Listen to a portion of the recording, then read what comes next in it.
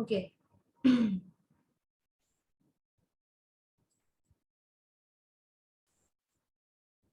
The slide is visible.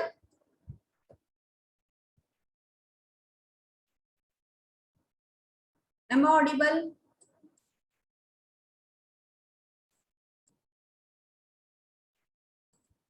Okay. Okay. Then today we are last lecture we are started the targeted drug delivery system. In that the nano system that is the liposomes. Today we are starting the next one of the drug delivery system, that is the neosomes. It is the same as that of a liposomes. Then what is the difference? Here there is a polymers are different. Somewhat the method of manufacturing, somewhat the methods of evaluation is similar, but their used polymers are different. Clear? Then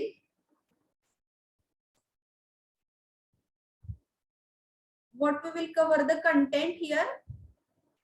We will cover the introduction. What are the general characteristic of the neosomes? म्हणजे neosomes जर एखाद्या गोष्टीला आपण म्हणतोय तर what is mean by neosomes? Okay, that we will see. Then next it is the advantages of neosomes, disadvantages of the neosomes. What is the probable structure of that neosomes?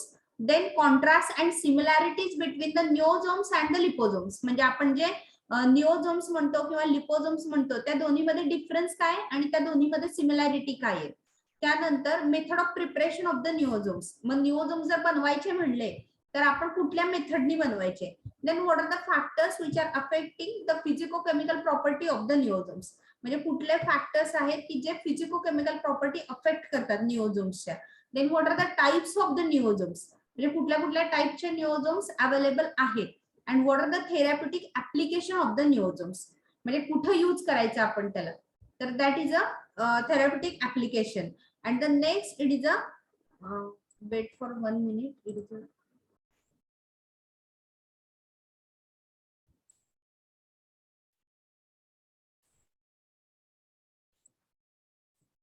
okay.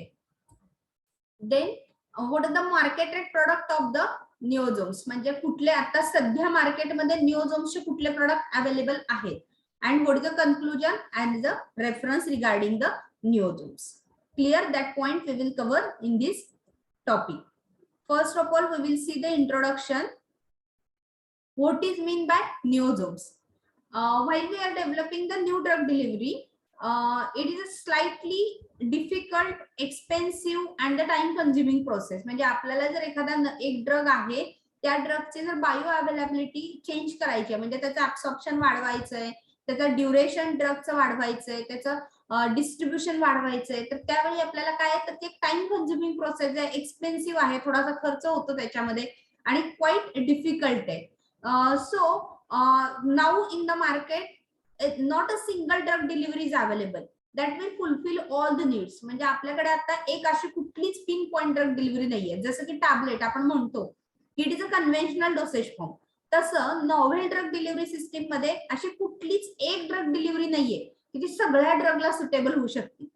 So we are going with the variety of the various technologies and amongst that the vesicular structure is one of the promising system.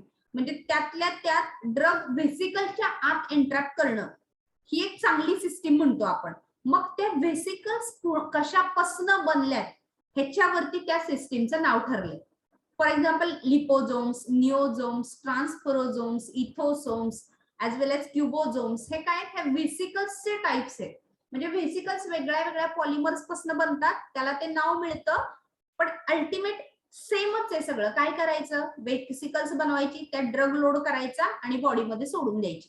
मग ज्या drug ज्या polymer बरोबर compatible आहे ती system आपण त्याला vesicles use करतो. मग polymers are different, somewhat method is similar and the vesicles form that is having the different naming. Clear?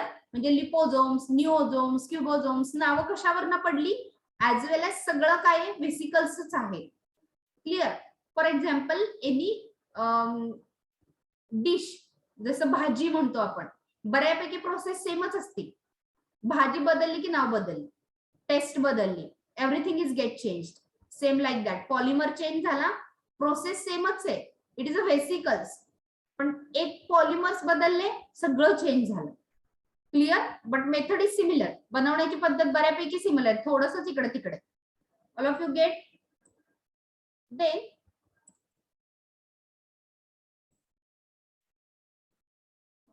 What is advantage? मग व्हेसिक्युलर ड्रग डिलिव्हरी सिस्टीम बरोबरच का जायचं?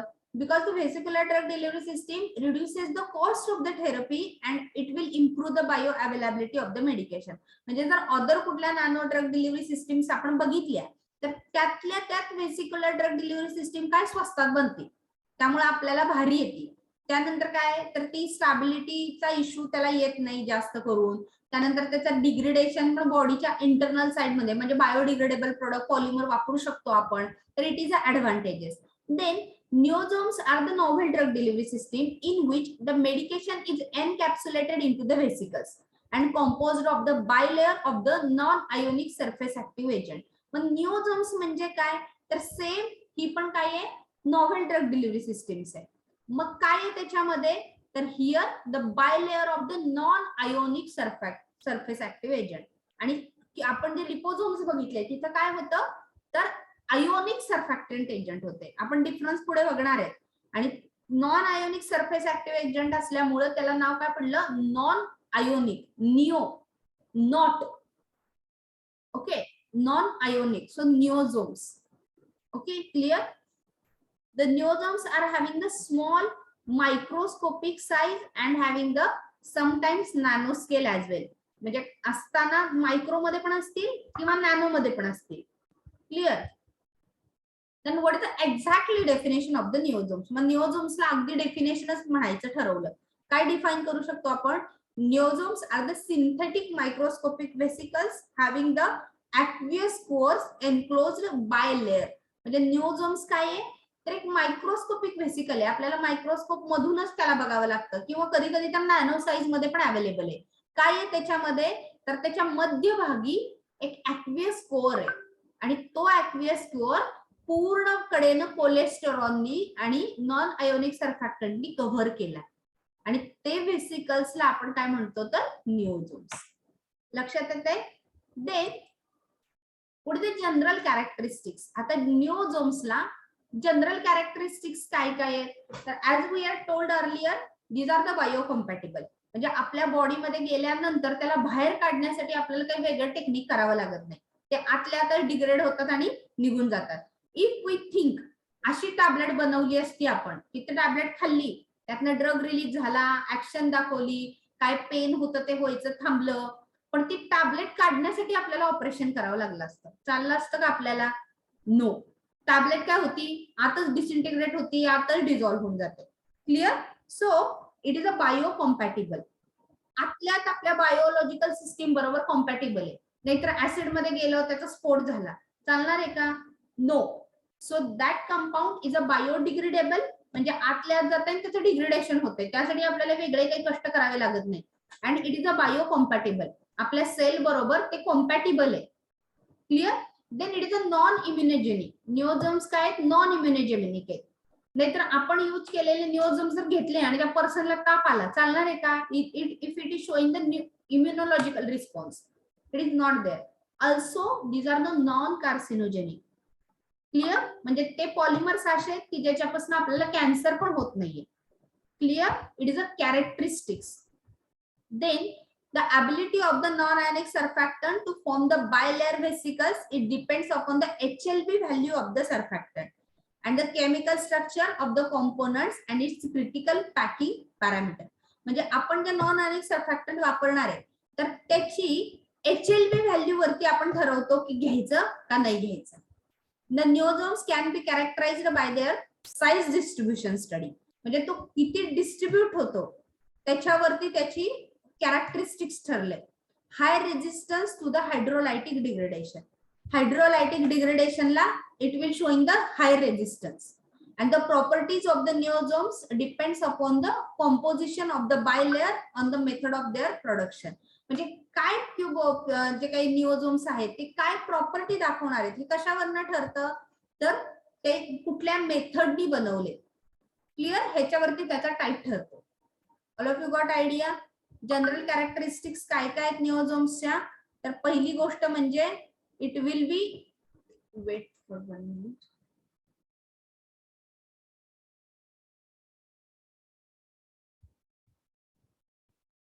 it will be biocompatible, it will be non-immunogenic, it will be non-carcinogenic, it will have the balance between the HLB value, also it will having the high resistance to hydrolytic degradation, and it will be prepared by using which type of polymer, which method, depends upon that their type is decided.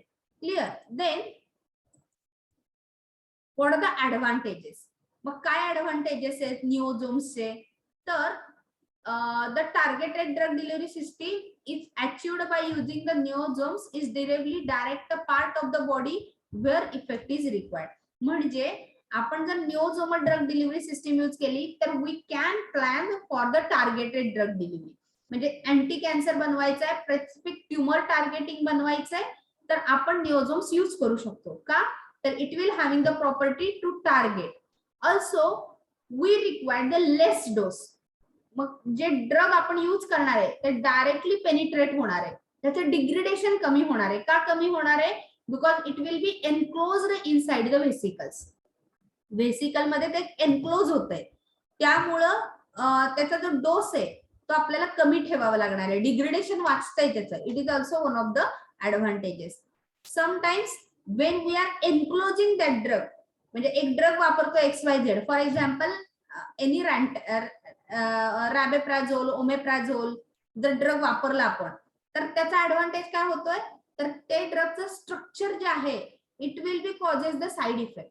Irritation करत असेल आपल्या stomach म्युकोज झाला तर vomiting होऊ शकतं पर्सनला. मग जर त्या स्ट्रक्चरला एनक्लोज केलं व्हेसिकल मध्ये तर that will not producing the side effect. Clear? त्यामुळे जर त्या ड्रगला एनक्लोज केलं व्हेसिकल मध्ये तर साइड इफेक्ट पण काय होणार आहे? कमी होणार आहे. Also it will protect the drug from the degradation. आणि त्यामुळे मेटाबॉलिझम होऊन जो ड्रग बाहेर पडणार आहे बॉडीतनं ते पण काय होणार आहे? थांबणार आहे. Another advantage of the neosomes that we can able to encapsulate lipophilic as well as hydrophilic drugs. त्यामुळं जर एकदा आपण निओझोम्स करायला शिकलो, ती मेथड फॉलो केली, तर आपण व्हरायटी ऑफ द ड्रग त्याच्यामध्ये यूज करू शकतो. का करू शकतो? तर त्याच्यामध्ये ऍडव्हान्टेज काय आहे? तर it will be having the means able to encapsulate the hydrophilic as well as lipophilic drugs. Also it will enhances the skin permeability of the drug. मग जर टॉपिकल लावलं तर ते व्हेसिकल छोटे असल्यामुळे काय होतंय? ड्रग मधनं पेनिट्रेट होत आहेत बॉडीमध्ये. Also it will be taken by the oral route, topical route as well as ocular route.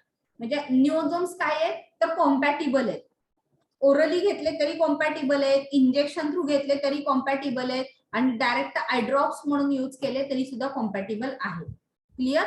The surfactants used and also prepared by the niosomes are the biocompatible as well as non ionogenic. म्हणजे आपण जे surfactant select करणार आहेत निओझोम्स बनवायला, तर ते पण आपण असं सिलेक्ट करतो की ते बायोडिग्रेडेबल आहे, त्यानंतर नॉन इम्युनोजेनिक आहे, नॉन कार्सिनोजेनिक आहे, आणि त्याचा आणखीन एक ऍडव्हान्टेज काय आहे? तर it is osmotically active and stable. म्हणजे आपल्या बॉडीशी ऍटमॉस्फेरिक प्रेशर सोबत बॅलन्स करायला niosomes is compatible. Clear? All of you got the advantages. Advantage लक्षात आलेत निओझोम्सचे. Then we will see what is the disadvantages. मग निओझोम्सचे डिसएडव्हान्टेजेस काय?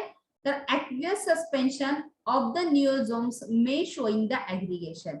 म्हणजे जर समजा निओझोम्स बराच वेळ एका ठिकाणी ठेवून दिले तर काय होऊ शकतं? तर ऑइल ऑइल ऑइल एकत्र येऊन त्याचे ड्रॉपलेट तयार करू शकतात, and it will be showing the phase separation. Also the method of the formulation, evaluation and their sterilization is a time consuming process. जर नॉर्मल आय ड्रॉप बनवला तर कमी वेळ लागतो आपल्याला, पण जर तो निओझोम्सचा आय ड्रॉप बनवायचा म्हणलं तर ती टाइम कन्झ्युमिंग प्रोसेस आहे. Okay. Then next it will be required the specific equipment. म्हणजे एखादं स्पेशलाइज्ड इक्विपमेंट आपल्याला लागतं for the preparation of the neosomes and inefficient drug loading. Sometimes it will be possible that the selected drug it will not able to entrap inside the vesicle. म्हणजे कधी कधी असं होऊ शकतं की आपण सिलेक्ट केलेला एक ड्रग आहे त्याला काहीही करा ते ड्रग एंट्रॅपच नाही होत. That time the wide study is required. All of you clear? Disadvantage काय काय त्याचे? तर एक तर खूप दिवस जर एका जागी ठेवून टाकलं तर ते व्हेसिकल फ्यूज होतात, एकत्र येऊन चिटकतात vesicle, means it will having the short shelf life. Second, जी नियोजन बनवण्याची प्रोसेस आहे ती खूप जास्त कॉम्प्लिकेटेड आहे, टाइम कन्झ्युमिंग आहे, वेळ जातो आपला त्याच्यामध्ये. थर्ड मध्ये नियोजम्स बनवण्यासाठी आपल्याला स्पेसिफिक इन्स्ट्रुमेंटची गरज असते, इक्विपमेंटची गरज असते, त्यामुळे ते कॉस्ट वाढवते आपल्या प्रोडक्टचं. आणि चौथा, कधी कधी some drugs are like that we are cannot able to encapsulate that drug inside the vesicle. सगळ्याच ड्रगचं आपण नियोजम्स मध्ये एनकॅप्सुलेशन करू शकतो असं नाहीये. Then structure of the niosomes. जर नियोजम्सला बघायचं ठरवलं, how it will be looks like. The niosomes are the microscopic laminar structure having the basic structural components are the non-ionic surfactants, cholesterol and the charge inducing molecule. म्हणजे जर नियोजम्स बनवायचं ठरवलं तर कुणाकुणापासून बनवायचंय? First, it is a non ionic surfactant. Cholesterol, it is a lipid. जसं आपण पहिल्यांदा लिपोझोम्सच्या वेळी बघितलं की लिपिड आणि सर्फॅक्टंट या दोन लागतच आपल्याला. इथं काय लागणार आहे आपल्याला? Non ionic surfactant, lipid and the charge inducing molecule. मग कुठले नॉन आयोनिक सर्फॅक्टंट्स? पॉलीग्लिसरॉल अल्काइल इथर, then the crown esters, ester linked surfactants, various series of the span and the twins. हे वापरून आपण नियोजम्स बनवू शकतो. I will show you the short video which will show how the actual niyosomes looks like.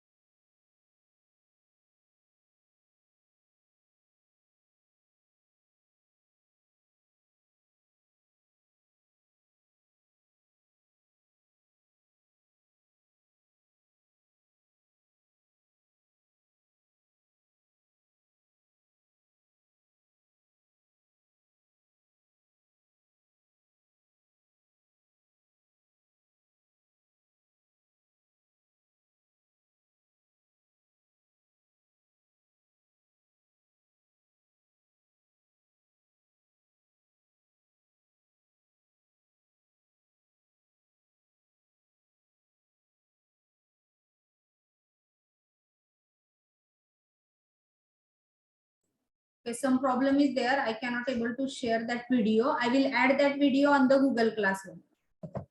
Okay. Then, what is a non-ionic surfactant? The non-ionic surfactants are the bilayer where the polar hydrophilic heads are aligned facing the aqueous bulk media, while the hydrophobic heads or the hydrocarbons are the interacting with the aqueous media. Means non-ionic surfactant म्हणजे काय? तर ते कसे असतात? It will not having the charge any. They are neutral, having the thermodynamical stable, and that will be able to form the bilayer. And in that, between the two bilayers, there is a water vesicles are there. What happened?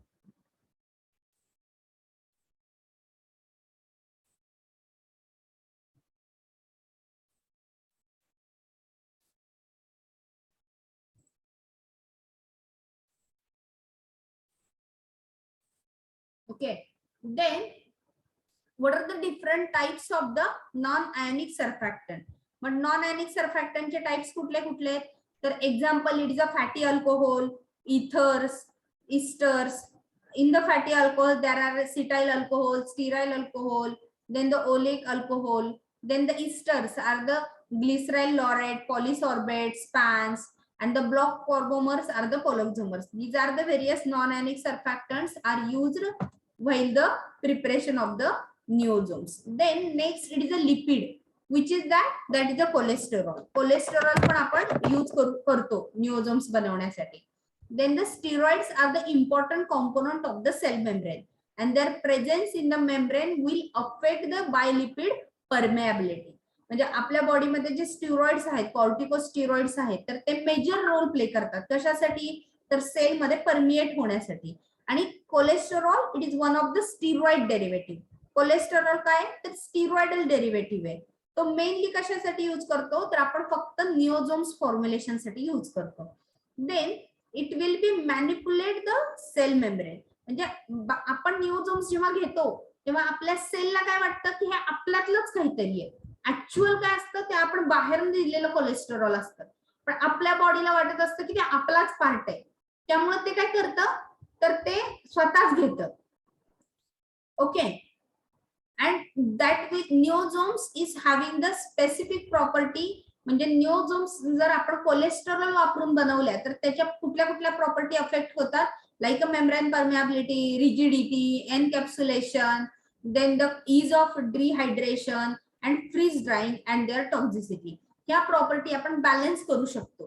Also, जर cholesterol we are used as a preparation of the neosomes, there is a less chance of the aggregation and that will be from the stable neosomes. म्हणजे जर cholesterol वापरूनच आपण जर निओझोम्स बनवल्या तर काय होतं त्या केसमध्ये? ऍग्रिगेशन होत नाही आणि स्टेबल फॉर्म्युलेशन बनतं. Clear? So we are using the cholesterol as a lipid. Next is a third component from the neosomes, it is a charge inducing molecule. म्हणजे असा मॉलिक्यूल की जो त्या कंपाऊंड वर चार्ज प्रोड्यूस करतो. का वर चार्ज प्रोड्यूस करतो? Specifically the negatively charged molecules are the dicetyl phosphate and the positively charged molecules are like a sterile are specifically used for the preparation of the neosomes. का बरं? Because we are having one of the concept in a DLVO theory. PP मधली जर DLVO theory तुम्हाला आठवत असेल तर ती theory काय सांगते आपल्याला? तर जर कंपाऊंड निगेटिव्ह असेल तर it will showing the repulsion. जर निगेटिव्ह असेल, पॉझिटिव्ह असेल तर that will be showing the attraction. But one compound is negative, then it will showing the repulsion. If one compound is a positive, then it will showing the repulsion. Clear? So that we are producing the charge on that vesicle, same charge. एक तर negative produce करून टाकायचा सगळ्या व्हेसिकल वर किंवा positive charge produce करून टाकायचा. त्यामुळे काय होऊ शकतं तर फॉर्म्युलेशन मध्ये ते दोन व्हेसिकल एकमेकांच्या जवळच येणार नाही. All of you clear? मग that will gain the stability of the product आणि त्यामुळे आपण त्याच्यामध्ये काय यूज करतो? Charge inducing molecule. All of you clear? Anyone have any doubt? Then it is a structure. It will same looks like a liposomes. दिसायला काय आहे? Same लिपोझोम्स सारखं दिसतंय. फरक काय आहे? Layer, this by layer. जो बाय लेअर यूज झालाय तिथं लिपोझोम्स मध्ये वेगळा आहे आणि इथं निओझोम्स मध्ये वेगळा आहे. It will content the steroid, that is a cholesterol. Clear? Same आहे, स्ट्रक्चर सेम आहे, मेथड ऑफ प्रिपरेशन सेम आहे. फरक कुठे आहे? तिथं यूज केलेलं पॉलिमर डिफरंट आहे, इथं यूज केलेलं पॉलिमर डिफरंट आहे. All of you clear? Structure दिसायला दोन्हीचं पण same. Then what is the difference? काय आहे एक्झॅक्ट डिफरन्स निओझोम्स आणि लिपोझोम्स मध्ये? काय डिफरन्स आहे? First, निओझोम्स R less expensive.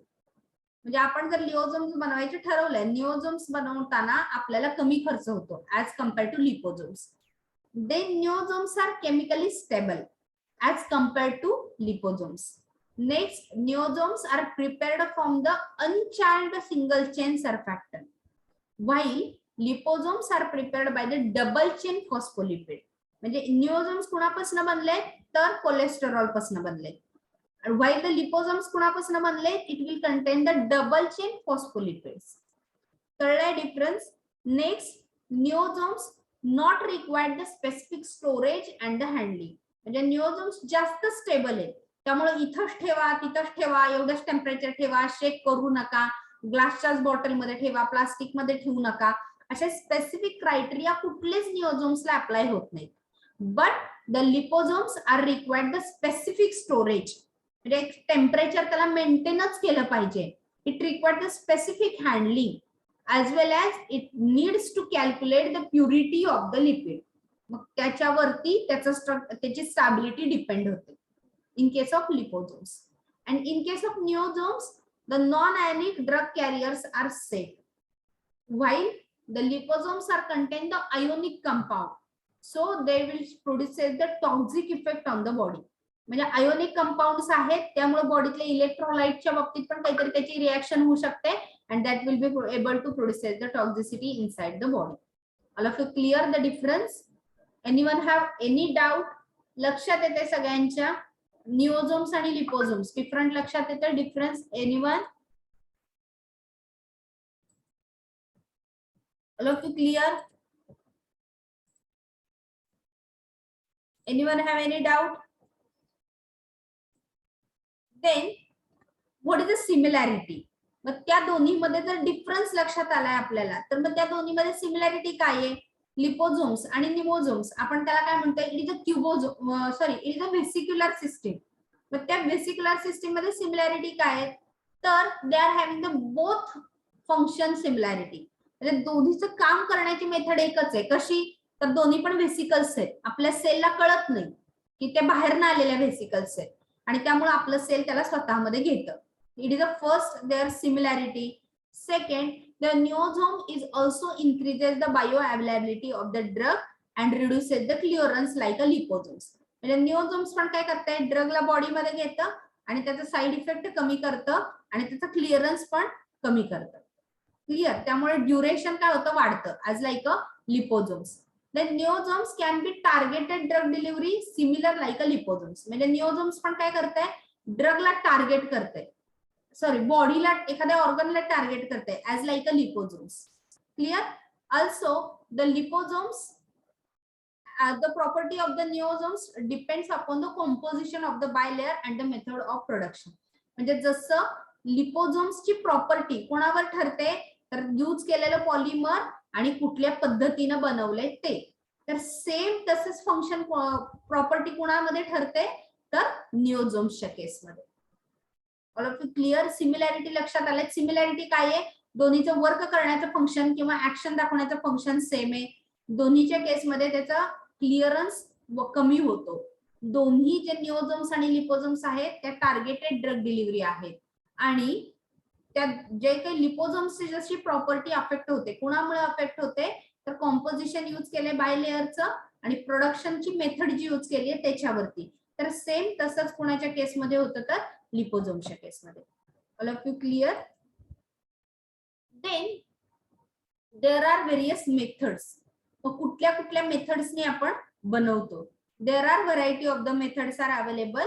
Example, it is a ether injection, hand shaking method, the bubble method, the reverse phase evaporation method, sonication method, multiple membrane exclusion method, transmembrane pH gradient, drug uptake process method, microfluidization method, and the formation of neosomes from the proneosomes. Okay, these are the various methods. 9 methods are there. I already enlisted here that 9 methods we are prepared by the variety of the methods, and depends upon that we are preparing the neosomes. All of you clear? All of you clear up to this definition, advantages, disadvantages, differences between the liposomes and the neosomes, as well as similarities between the neosomes and the liposomes? Everyone clear? Anyone have any doubt? लक्षात आले सगळ्यांच्या दोन्ही cases? Then we are turning toward the last bit of the today's lecture, that is a method of preparation. कसं बनवायचं नियोजोम्स. Clear? We will see here.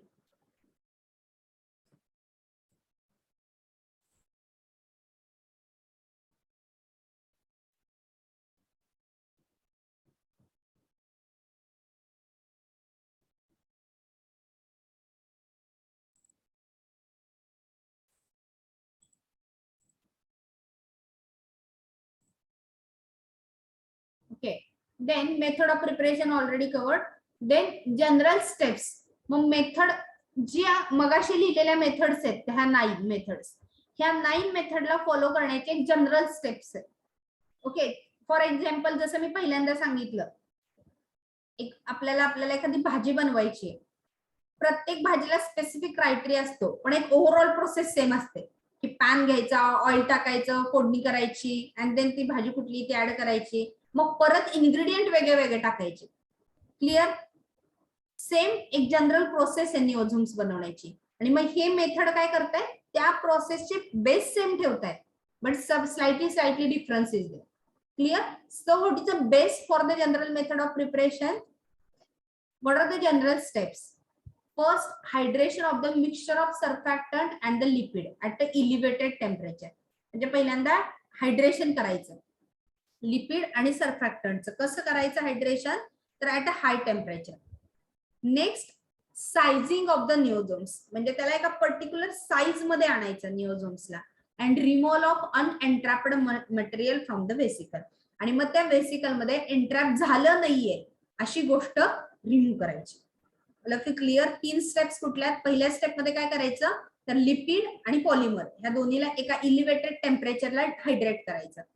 दुसऱ्यांदा काय करायचं, sizing करायचं नियोझोम्स, एका पर्टिक्युलर साईज मध्ये आणायच्या नियोझोम्स. आणि तिसऱ्या केसमध्ये काय करायचं, तर जे अनएन्ट्रॅप्ड मटेरियल आहे वेसिकल मधलं ते काढायचं. त्या 3 स्टेप्स लक्षात आल्या? Then how we will perform.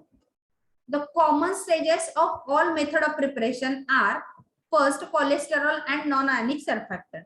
मग कोलेस्टेरॉल जे यूज केले ते आणि नॉन आयनिक सर्फॅक्टंट कुठला पण असेल तो, त्या दोन्हीला मिळून ऑर्गॅनिक सॉल्व्हंट मध्ये डिझॉल्व्ह करायचं. मग ऑर्गॅनिक सॉल्व्हंट इथर वापरलं तर इथर मेथड झाली, इथेनॉल वापरलं तर वेगळी मेथड झाली. क्लिअर? देन एका ऑर्गॅनिक सॉल्व्हंट मध्ये डिझॉल्व्ह करायचं आणि मग जे सोल्युशन तयार होईल ते सोल्युशन कशाचं असेल? फॉर एक्झाम्पल इथर यूज केलं आपण ऑर्गॅनिक सॉल्व्हंट, तर इथर, cholesterol and non ionic surfactant हे सोल्युशन आहे. ते सोल्युशन ड्राय करायचं. मग काय होणार आहे, ऑर्गॅनिक सॉल्व्हंट उडून जाणार आहे. It will form the thin film. मग एका पेट्री प्लेट मध्ये काय होणार आहे, एखादी थिन फिल्म तयार होणार आहे. आणि मग त्या थिन फिल्म मध्ये आउटर सॉल्व्हंट ऍड करायचं आणि दॅट विल बी हायड्रेशन. आणि मग आउटर सॉल्व्हंट ऍड केलं की ते काय करणार आहे, एक छोटे छोटे व्हेसिकल तयार करणार आहे आणि that is a niosomal suspension. Drug त्याच्यामध्ये एंट्रॅप होणार आहे त्याचं व्हेसिकल मध्ये. All of you clear? Same method like a liposomes. In that first method, it is the ether injection method. In that, we are slowly injecting the surfactant and the cholesterol solution through the gauze needle. म्हणजे injection मध्ये ते सगळं solution भरायचं आणि evaporating. See here, one of the image is there. See here, ether पॉलिमर्सचं injection आहे ते इथं ऍक्वियस फेज मध्ये ऍड करायचं ड्रॉप बाय ड्रॉप. आणि हिटेड इव्हापोरेशन तयार होणार आहे आणि जे काही व्हेसिकल्स तयार होणार आहेत it will content the small droplets. त्याचं सस्पेन्शन तयार होणार आहे. इंजेक्शन मधनं स्मॉल ड्रॉप मध्ये पॉलिमर, नॉन आयनिक सर्फॅक्टंट आणि ड्रग ऍड करायचं एकदम प्रेशर मध्ये. आणि ते पाण्यात पडलं की काय होणार आहे, ड्रॉप तयार करणार आहे. And that drop is nothing but the vesicle. All of you clear? एकदम simple method. Anyone have any doubt? All of you idea? एकदम सिंपल लॉजिक आहे. लक्षात येत आहे सगळ्यांच्या? एक सोल्युशन घेतलंय, कुणाचं सोल्युशन आहे, ऑर्गॅनिक सॉल्व्हंट आहे, त्याच्यामध्ये पॉलिमर आहे आणि नॉन आयनिक सर्फॅक्टंट आणि ड्रग हे मिक्स केलं, इंजेक्शन मध्ये घेतलं. सिरिंज कशी असते, एकदम छोटा पुढे नळी असते. ओके, त्या सिरिंजनी ड्रॉप बाय ड्रॉप काय करायचं, वॉटर मध्ये ड्रॉप्स ऍड करायचे आणि मग ते ड्रॉप्स काय होणार आहेत, प्रेशरमुळे ब्रेक होणार आहेत आणि छोटे छोटे ड्रॉप तयार होणार आहेत. That drops are nothing but the vesicles. All of you clear? Then next method, it is a handshaking. This method is similar as that of liposomes. आपण लिपोझोम्स मध्ये ही मेथड बघितली आहे, हँडशेकिंग मेथड. कशी आहे ही method? Organic solvent, cholesterol and the non ionic surfactant. Liposomes मध्ये आपण काय केलं होतं? आयोनिक सर्फॅक्टंट वापरला होता. इथे आपण काय वापरतोय? We are using the non ionic surfactant and then non ionic surfactant will form the layer. म्हणजे एका बिकर मध्ये, सी हिअर, कोनिकल फ्लास्क मध्ये घ्यायचं आणि हँडनी शेक करायचं. त्यामुळे काय होईल? पूर्ण त्याचा लेअर तयार होईल. त्यानंतर काय करायचं? ऑर्गॅनिक सॉल्व्हंट इव्हॅपोरेट होऊ द्यायचं. ऑर्गॅनिक सॉल्व्हंट इव्हॅपोरेट केल्यावर काय होणार आहे? इथं फिल्म तयार होणार आहे. त्या फिल्मला व्हॅक्युम ड्राय करायचं NO2 न, आणि व्हॅक्युम ड्राय केल्यानं उरलेलं सॉल्व्हंट पण उडून जाणार आहे. आणि त्यानंतर त्याच्यामध्ये एखादी ऍक्वियस फेज, वॉटर ऍड करायचं, बफर ऍड करायचं, कोणती पण ऍक्वियस फेज ऍड करायची आणि जोरात शेक करायचं. शेक केलं की काय होणार आहे? जी फिल्म तयार झाली आहे ती ब्रेक होणार आहे आणि छोट्या फ्रॅगमेंट मध्ये डिस्ट्रीब्यूट होणार आहे. पण वॉटरमध्ये डिझॉल्व्ह नाही होणार. का नाही डिझॉल्व्ह होणार? Because it will content the cholesterol, lipid आहे, त्यामुळे ते वॉटरमध्ये डिझॉल्व्ह होऊन जाणार नाही. ते तिथंच तरंगत राहील त्याच्यावरती and that will be form the dispersion. एकदम जोरात हलवल्यामुळे काय होणार आहे? छोटे छोटे तुकडे पडणार आहेत त्याच्या डिस्पर्शनचे and it will form the dispersion. All of you clear? Then next, it is a bubble method. Bubble method मध्ये काय? It is a novel methods आहे in the formation of the liposomes. Here we are not using the organic solvent. म्हणजे dissolve करण्यासाठी आपण जे organic solvent use करतो solvent बनवण्यासाठी, तर इथं आपण पहिला ऍडव्हान्टेज या मेथडचा काय आहे? तर आपण ऑर्गॅनिक सॉल्व्हंट यूज करणार नाही. का? तर many of the organic solvents are carcinogenic. आपल्याला लक्षात आहे, आपल्याला स्टडीमध्ये समजलंय की बऱ्यापैकी जे ऑर्गॅनिक सॉल्व्हंट आहेत काय ते? तर कार्सिनोजेनिक आहे. त्यामुळे इथं आपण काय करणार आहे? तर ऑर्गॅनिक सॉल्व्हंट वापरणार नाहीये. The bubbling unit consist of round bottom flask and 3 next. आपण बघितलंय 3 नेकचा राऊंड बॉटम फ्लास्क असतो. त्याला वॉटर रिफ्लक्शन मध्ये ठेवायचं आणि एकामध्ये थर्मोमीटर बसवायचा, टेम्परेचर चेक करायचा. दुसऱ्यामध्ये नायट्रोजन सप्लाय करायचा. ओके, एकामध्ये रिफ्लक्स लावायचं, एकामध्ये थर्मामीटर लावायचा आणि दुसऱ्यामध्ये नायट्रोजन सोडायचं. इथपर्यंत लॉजिक लागतंय. 3 नेकड फ्लास्क बघितलाय. त्या 3 नेकड फ्लास्क मधल्या एका फ्लास्कला कंडेन्सर लावायचं, दुसऱ्या फ्लास्क मध्ये थर्मामीटर आत सोडायचं आणि तिसऱ्या फ्लास्क मध्ये नायट्रोजन ठेवायचं. नायट्रोजन काय करतं? ड्राय करतं. कंडेन्सरनं वॉटर इव्हॅपोरेट होऊन जातं. क्लिअर? कोलेस्टेरॉल आणि बफर एकमेकात ऍड करायचं, हीट करायला ठेवायचं. रिफ्लक्सनी वॉटर इव्हॅपोरेट होऊन जाईल. ऑर्गॅनिक सॉल्व्हंट तर वापरलेलंच नाहीये आणि नायट्रोजन मुळे काय होणार आहे? एन्व्हायरमेंट ड्राय होणार. परत ऍक्वियस सॉल्व्हंट ऍड करायचा, शेक करायचं and it will form the dispersion. Clear? तिथपर्यंत लक्षात आलंय? Next method, it is a reverse phase evaporation technique. What is the reverse phase evaporation technique? The cholesterol and the surfactants are dissolved in a mixture of ether and chloroform. या केस मध्ये काय करायचं? Cholesterol आणि surfactant घ्यायचे 1:1 आणि मग ते इथर किंवा क्लोरोफॉर्म मध्ये डिझॉल्व्ह करायचे. ऍक्वियस फेज त्याच्यामध्ये ऍड करायची आणि दोन्हीला मिळून सोनिगेट करायचं. त्यानंतर क्लिअर जेल तयार होतं आणि मग ते क्लिअर जेल परत फॉस्फेट बफर टाकून आणखी सोनिगेट करायचं आणि we will apply the pressure. आणि मग त्या जेलवर प्रेशर अप्लाय करायचं. का प्रेशर अप्लाय करायचं? Because the organic phase get remove. Pressure apply केलं की ऑर्गॅनिक फेज काय होती? रिमूव्ह होऊन जाते and then we will form the niosomes. Clear? It is a method. Then next method, it is a sonication. Fifth method, it is a sonigation. In this method, the solution buffer is added to the surfactant and the cholesterol mixture in a glass vial. एकदम छोटीशी glass vial घ्यायची, त्याच्यामध्ये cholesterol आणि सर्फॅक्टंटचं mixture ठेवायचं आणि त्याला direct सोनिगेट करून टाकायचं. सोनिगेट केल्यामुळे काय होणार आहे? सोनिक व्हायब्रेशनमुळे ते छोटे आतल्या साईडला पार्टिकल्स तयार करणार आहे आणि ते particles are nothing but the niosomes. Next, it is a multiple membrane extrusion method. त्याच्यामध्ये सर्फॅक्टंट, कोलेस्टेरॉल, डायसिडाइल फॉस्फेटचं सोल्युशन तयार करायचं आणि ते फोर्सली इव्हॅपोरेटर, व्हॅक्युम इव्हॅपोरेटरनी एका थिन फिल्म मध्ये कन्व्हर्ट करायचं. मग सगळं वॉटर सॉल्व्हंट वगैरे सगळं इव्हॅपोरेट होऊन गेल्यानंतर जी थिन फिल्म तयार झाली आहे तर ती ऍक्वियस फिल्म एकदम प्रेशरनी मेम्ब्रेन मधनं पास करायची. मेम्ब्रेन मधनं पास केलं की खाली पडताना काय होणार आहे, छोटे ड्रॉप पडणार आहेत. फॉर एक्झाम्पल पाणी जर आपण चाळणीतलं ओतलं तर खाली शॉवर मध्ये कसे छोटे छोटे ड्रॉप्स पडल्यासारखे दिसतात, तर तसे ड्रॉप्स पडणार आहेत आणि ते पडतानाच काय करायचं, ड्राय करायचं. And that will be form the niosomes. Clear? You got? See, ही मेथड्स आहे. सोनिगेशन मेथड मध्ये व्हायल मध्ये काय करायचं, सोनिगेट करायचं, त्यामुळे ह्याचं फ्रॅगमेंटेशन होणार आहे. आणि एक्सक्लुजन मेथड मध्ये व्हायब्रेशननी फास्ट मेम्ब्रेन मधनं पास करायचंय, त्यामुळे खाली पडताना ड्रॉप ड्रॉप पडणार आहेत आणि ते ड्रॉप्स कलेक्ट करायचे निओझोम्स. Then next method, it is a transmembrane pH gradient. Here the surfactants and the cholesterol, it is a dissolved in the chloroform. म्हणजे ऑर्गॅनिक सॉल्व्हंट मध्ये सर्फॅक्टंट आणि कोलेस्टेरॉल डिझॉल्व्ह करायचे. Then that solvent will evaporate. परत दुसरी step काय करायची, सॉल्व्हंटला evaporate करून टाकायचं. त्यामुळे काय होणार आहे, सेम खालच्या साईडला थिन फिल्म तयार होणार आहे. मग त्या थिन फिल्म मध्ये सायट्रिक ऍसिडचा बफर ऍड करायचा, स्पेसिफिकली सायट्रिक ऍसिड. क्लिअर? आणि मग त्याला मिक्सिंग करायचंय, जोरात व्हर्टेक्स शेकिंग करायचंय आणि मग फ्रीज ड्राय करायचंय. फ्रीज ड्राय केल्यानंतर त्या पार्टिकल फ्रोझन होणार आहेत आणि then we are able to collect the frozen particles. Clear? मग कधी तो पीएच जर वाढवायचा असेल तर त्यामध्ये डायसोडियम फॉस्फेटचं सोल्युशन ऍड करायचं. Clear?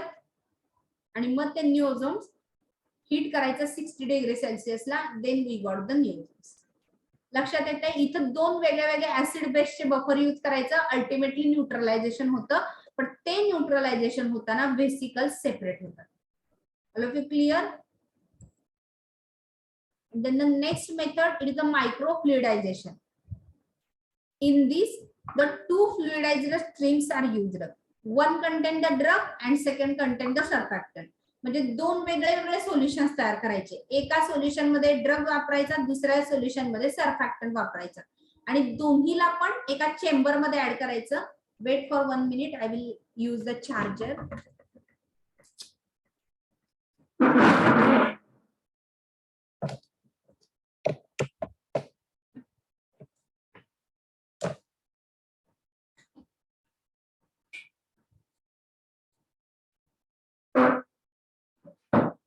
Okay, then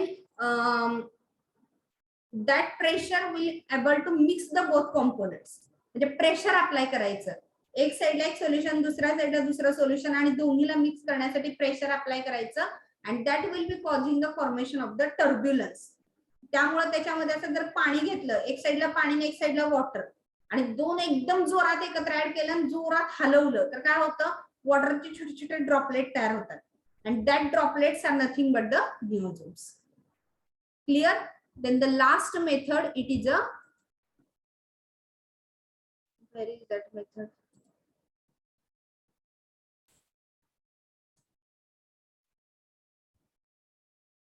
Untrap. Next step is last step to remove the untrapped drug. पहिल्या ड्रग स्टेप्स मध्ये त्यांनी काय सांगितलं, तर पहिल्यांदा सोल्युशन तयार करायचं, drug, polymer and the organic सॉल्व्हंटचं. दुसऱ्या स्टेप मध्ये काय करायचं, त्या दोन्हीला मिक्स करायचं. आणि तिसऱ्या स्टेप मध्ये काय करायचंय, तर अनएन्ट्रॅप जाणारं जे ड्रग किंवा एखादी कोणती गोष्ट आहे, तर ती अनएन्ट्रॅप झालेली गोष्ट त्या व्हेसिकल मधनं बाहेर काढायची. तर आपण पहिली स्टेप बघितली, सोल्युशन बनवून घेण्याची. दुसरी स्टेप बघितली, छोट्या छोट्या पार्टिकल मध्ये त्याला कन्व्हर्ट करण्याची. मग जेल वापरायचं, प्रेशर वापरायचं, व्हॅक्युम वापरायचं, साईज मधनं प्रेशरली मेम्ब्रेन मधनं पास करायचं, सोनिगेशन करायचं, एकदम टर्ब्युलन्स तयार करायचा. ह्या सगळ्या मेथड कशासाठी आहेत, तर ड्रॉपलेट छोटे छोटे तयार करण्यासाठी, शॉवर सारखं त्याला स्प्रे करायचं. या सगळ्या मेथडने आपण काय साध्य करतोय, तर ते लिपिड जे आहे ते छोट्या छोट्या ड्रॉपलेट्स मध्ये कन्व्हर्ट होणार आहे. आणि मग आता तिसरी स्टेप काय आहे, तर जे त्या व्हेसिकल मध्ये एंट्रॅप झालं नाहीये त्याला काढायचं. Clear? It is a third step. मग ते कसं काढायचं, तर बाय द जेल फिल्ट्रेशन. वेगळ्या वेगळ्या पोअर साईजचे फिल्टर्स वापरायचे, त्याच्यामुळे जे तयार झालेले निओझोम्स आहेत त्या साईजचे ते त्या जेल फिल्ट्रेशन मधनं येणार आहेत. किंवा डायलिसिस करायचे. द डायलिसिस मेथड आपल्याला ऑलरेडी माहिती आहे की by using the phosphate buffer we are keeping the dialysis membrane in such a way that it is having a selective affinity. तर डायलिसिस मेम्ब्रेन काय असतं, सिलेक्टिव्ह अफिनिटी असते, जे पाहिजे त्याला सोडून घेतं, नकोय ते सोडून देत. क्लिअर. आणि मग त्याच्यातली सिलेक्टिव्ह निओझोम्स आपण सिलेक्ट करायचे आहेत. और sometimes we are using the centrifugation. Centrifugation करायचं, the niosomal suspension is get separated centrifugated. खालच्या साईडला निओझोम जाऊन बसतील, वरच्या साईडला पाणी असेल, ओतून द्यायचं, त्याच्यामध्ये छोटे छोटे डर्ट पार्टिकल पण निघून जातील. खाली तयार राहिलेले जे पिलेट्स आहेत they are washed and then they are used as a niosomes. Clear. All of you got idea. 3 steps लक्षात आल्या. Various methods all of you understood. Then the next factor affecting that we will see in a next lecture. Anyone have any doubt? All of you understood? Fast comment in a chat box. Fast.